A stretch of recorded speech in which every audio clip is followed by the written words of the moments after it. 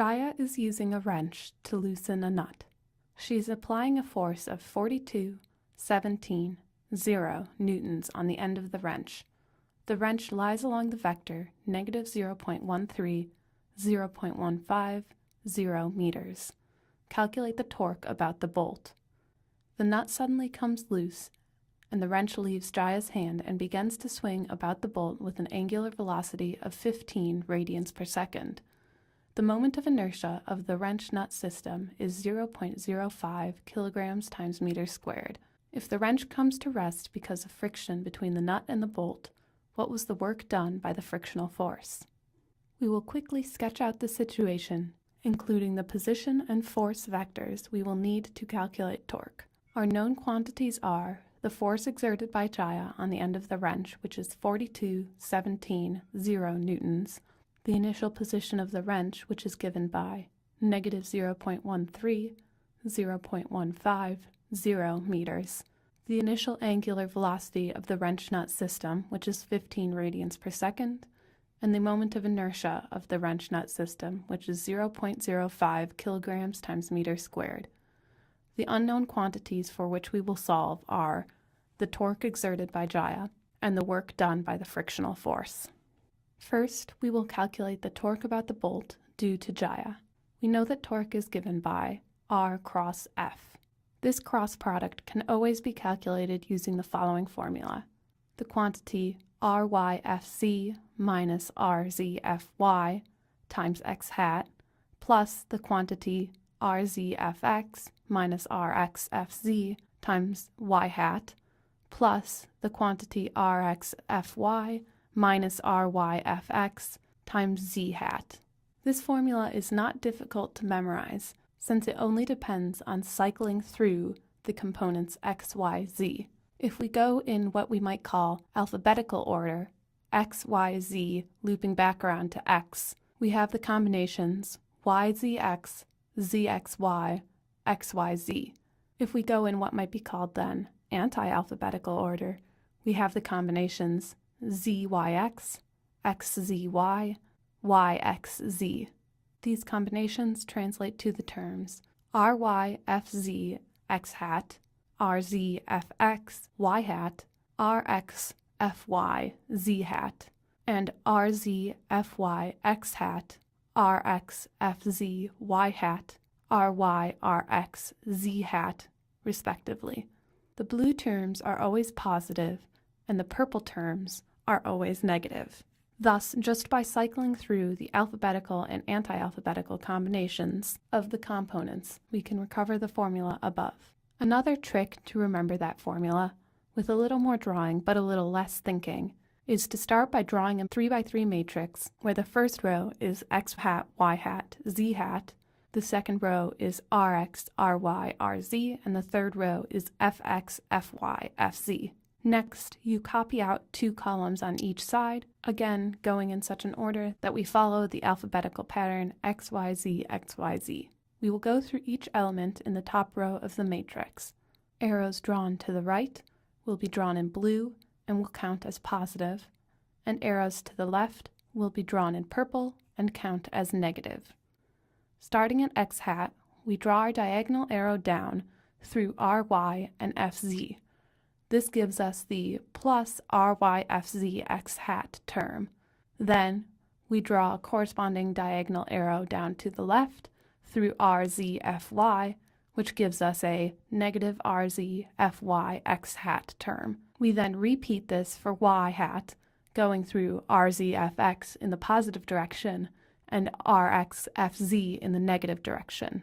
And once again for Z hat, going through RXFY in the positive direction and RYFX in the negative direction. This trick once again allows us to recover the original formula for torque without rotely memorizing it. Now we will actually carry out the calculation for torque.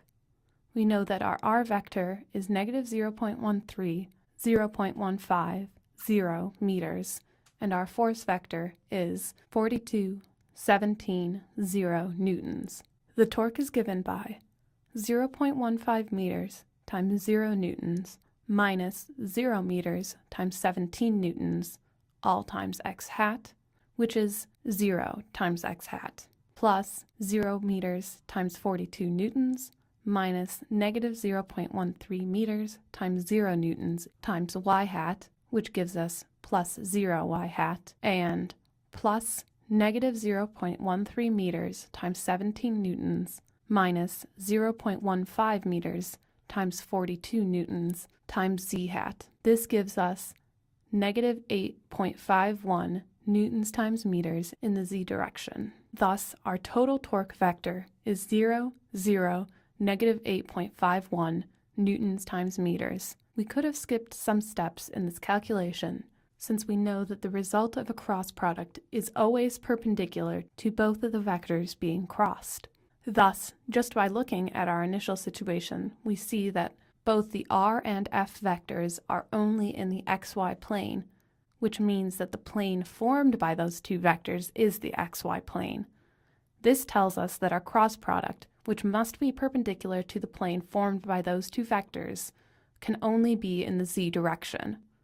This also holds if both vectors being crossed are in the yz plane and neither has an x component, in which case the cross product would be in the x direction, or if both vectors being crossed are in the xz plane and neither has a y component, in which case the cross product would be in the y direction. Since our torque is into the page, when the nut comes loose, the wrench should begin to swing in the clockwise direction. We know this from our physical intuition, but also because if we lay the thumb of our right hand along the torque and curl our fingers around, they curl clockwise. This is why it is useful to think of angular velocity omega as a vector rather than a scalar. If we think of this angular velocity as being a vector 0, 0, negative 15 radians per second, rather than just a scalar, we can see that a torque applied in the negative z direction would increase in angular velocity in the negative z direction, but decrease of angular velocity in the positive z direction. Thinking about the angular velocity as a vector rather than a scalar helps develop intuition about how torques should affect the system, by drawing on our intuition about forces and linear velocities. Next, we will find the work done by the frictional force. We will start with the energy principle, which states that the change in energy of the system is equal to the work done plus the heat exchanged. We will assume that no heat is exchanged between our system and the surroundings. This leaves us with delta E equals W. Since there is no change in the potential energy of our system, the only component of delta E that we have to worry about is delta KE, specifically the rotational kinetic energy. We then have that the change in the rotational kinetic energy is equal to the work done by the frictional force. Thus, the work is equal to 1/2 I omega final squared minus 1/2 I omega initial squared.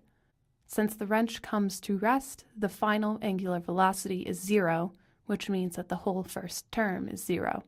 This leaves us with work is equal to negative 1/2 I omega initial squared. This is equal to negative 1/2 0.05 kilograms times meter squared times 15 radians per second squared. This gives us negative 5.6 kilograms times meter squared all over second squared, which are just the units of joules. Thus, we find that the work done by the frictional force is negative 5.6 joules. This answer has units of energy, which is good, and a reasonable order of magnitude. Further, its sign matches our expectation, since energy is leaving rather than entering the system.